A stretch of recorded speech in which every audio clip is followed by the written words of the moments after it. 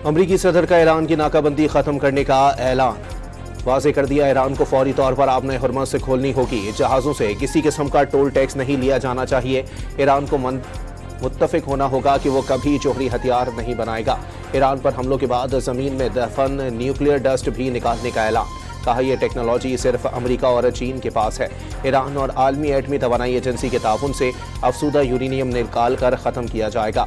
अगले नोटिस तक रकम का कोई तबादला नहीं होगा।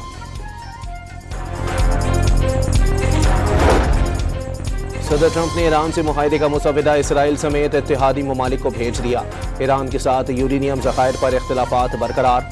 आबने हुर्मुज़ और जंगबंदी के उमूर पर पेशरफ्त हुई है। नायब सदर जेडी वेंस की तस्दीक।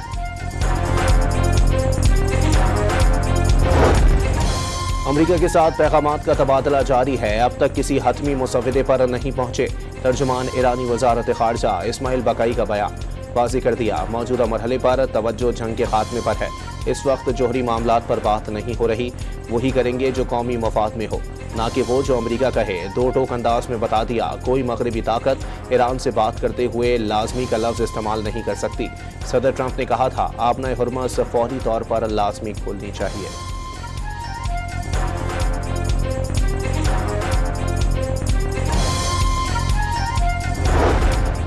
ईरानी पार्लियामेंट के स्पीकर बाकर गालिबाफ ने कहा है कि अपने मुतालबात बातचीत से नहीं, मिसाइलों से मनवाए।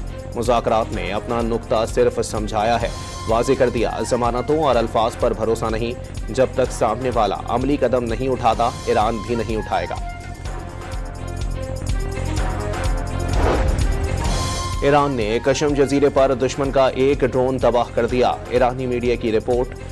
ईरान ने गुज़िश्ता रोज़ भी बू शहर के करीब अमरीकी MQ-9 ड्रोन मार गिराने का दावा किया था। अमरीकी सेंट्रल कमांड ने ईरानी दावे की तरदीद की थी। पासदारान इनकलाब का आबने हुर्मुज़ से अपनी निगरानी में मजीद 24 जहाज गुजरने का दावा।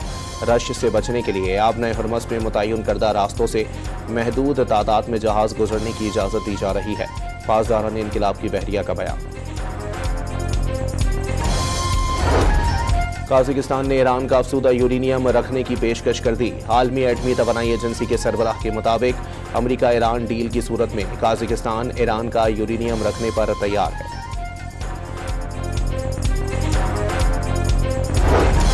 वाशिंगटन में नायब वज़ीर आज़म इसहाक डार और अमरीकी वज़ीर ख़ारजा मार्को रूबियो के दरमियान मुलाकात। खित्ते की मौजूदा सूरत हाल और पाक अमरीका ताल्लुकात पर तबादला ख्याल। दोनों ममालिक के दरमियान तरजीही शोबों में बाहमी ताउन को मजबूत बनाने पर बातचीत। सिफारतकारी के जरिए खित्ते में अमन व इस्तेहकाम के लिए पाकिस्तान की कोशिशों पर भी बातचीत।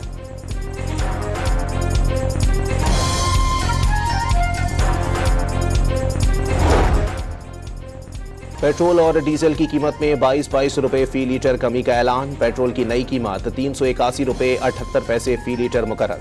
हाई स्पीड डीजल की नई कीमत 380 रुपए 78 पैसे फी लीटर हो गई। नई कीमतों का इतलाक रात 12 बजे से होगा। हुकूमत ने डीजल पर लेवी में 10 रुपए 93 पैसे फी लीटर इजाफा किया। पेट्रोलियम लेवी में 10 रुपए 83 पैसे फी लीटर कमी की गई।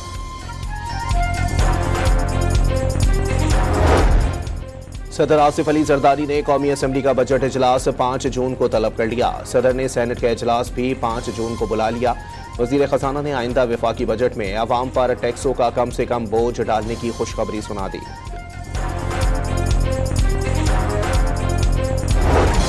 कौमी इक्तिसादी कौंसिल का इजलास 3 जून को बुलाने की तजवीज़। ज़राए के मुताबिक इजलास में बजट तजवीज़ और अहदाफ की मंजूरी दी जाएगी। ईद के तीसरे रोज भी शहरियों का हल्ला गुल्ला, कुर्बानी और दावतें निमटाकर शहरियों ने तफरीगाहों में डेरे डाले रखे। शाम ढलते ही फूड स्ट्रीट्स का रुख कर लिया।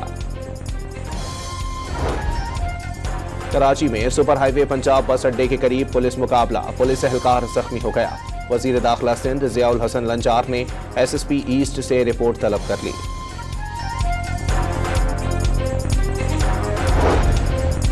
मुल्तान के इलाके शुजाबाद में मुज़िर सेहत खाना खाने से 8 अफराद की हालत गैर, बच्चे और ख़वातीन भी शामिल।